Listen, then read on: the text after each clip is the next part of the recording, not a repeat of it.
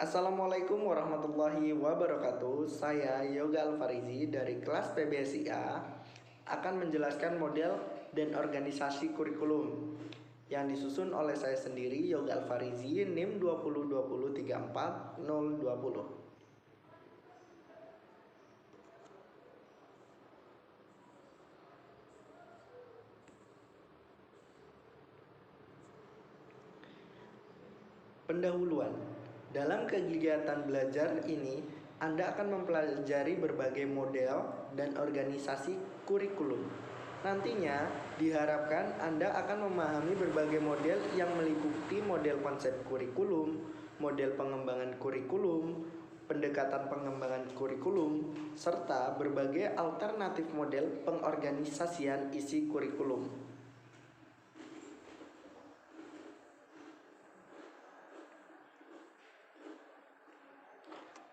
Kegiatan belajar. Yang pertama, terdapat model-model konsep kurikulum, dan yang kedua, terdapat model-model pengembangan kurikulum.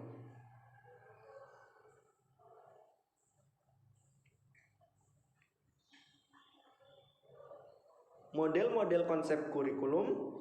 Yang dimaksud dengan model konsep kurikulum yaitu suatu model kurikulum tertentu yang dilahirkan dari suatu paham, filsafat, psikologi, sosiologi, atau termasuk di dalamnya sistem politik serta iptek tertentu, di mana perbedaan pandang atau hakikat kehidupan dan manusia yang baik serta bagaimana mewujudkannya akan melahirkan model pendidikan atau kurikulum yang berbeda pula.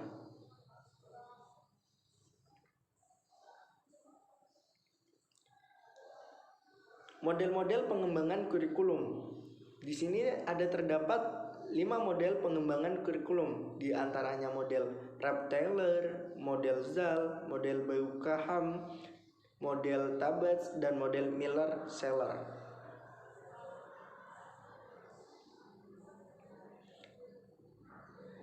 Tiga model Zeiss pengembangan kurikulum, di antaranya model administratif, grassroots, dan demonstrasi.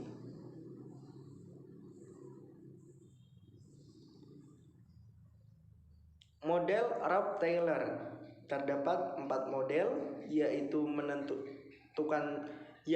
satu, menentukan tujuan pendidikan, yang kedua menentukan organisasi pengalaman belajar, yang ketiga menentukan pengalaman belajar, yang keempat menentukan evaluasi pembelajaran. Selanjutnya,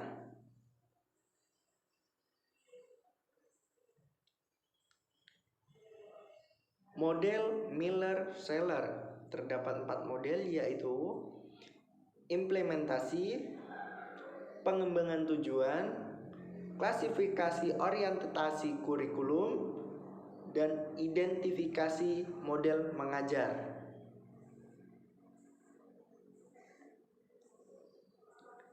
Model Taba terbagi 5 model.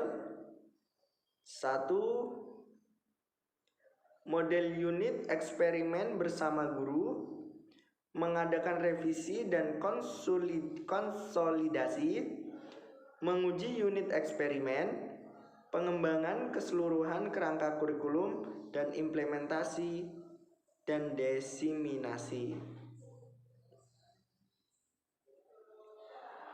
Model Bayu-Kaham, di antaranya menetapkan wilayah penerapan, menetapkan orang yang terlibat, menetapkan prosedur yang ditempuh, implementasi kurikulum, dan evaluasi kurikulum. Organisasi isi kurikulum.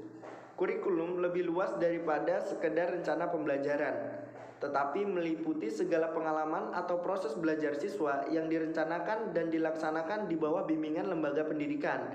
Artinya bahwa kurikulum bukan hanya berupa dokumen bahan cetak, melainkan rangkaian aktivitas siswa yang dilakukan di dalam kelas, di luar kelas, di laboratorium, di lapangan maupun di lingkungan masyarakat yang direncanakan serta dibimbing oleh sekolah. Suatu kurikulum harus memuat pernyataan tujuan, menunjukkan pemilihan dan pengorganisasian bahan pelajaran serta rancangan penilaian hasil belajar menurut Hilda Taba 1962.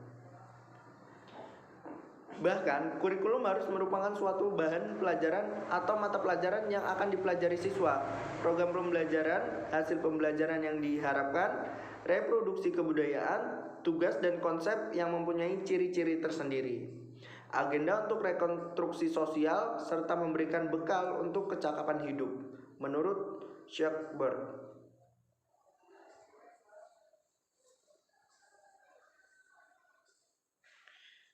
Dua model organisasi kurikulum, diantaranya kurikulum berdasarkan mata pelajaran dan kurikulum terpadu. Di dalam kurikulum berdasarkan mata pelajaran dibagi menjadi dua, yaitu mata pelajaran terpisah dan mata pelajaran gabungan. Dan di dalam kurikulum terpadu juga terbagi menjadi dua, yaitu kurikulum inti dan social function.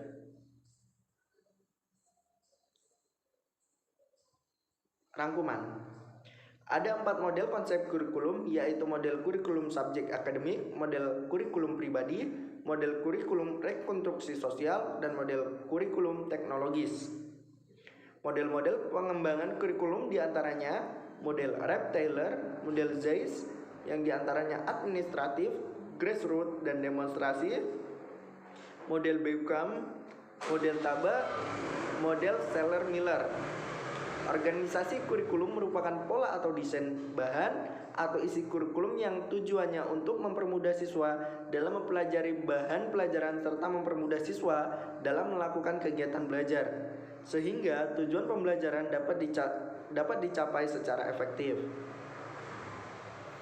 Ada beberapa faktor yang harus dipertimbangkan dalam organisasi kurikulum, di antaranya berkaitan dengan ruang lingkup atau scope, urutan bahan atau sequence, kontinuitas, keseimbangan, dan keterpaduan atau integrate.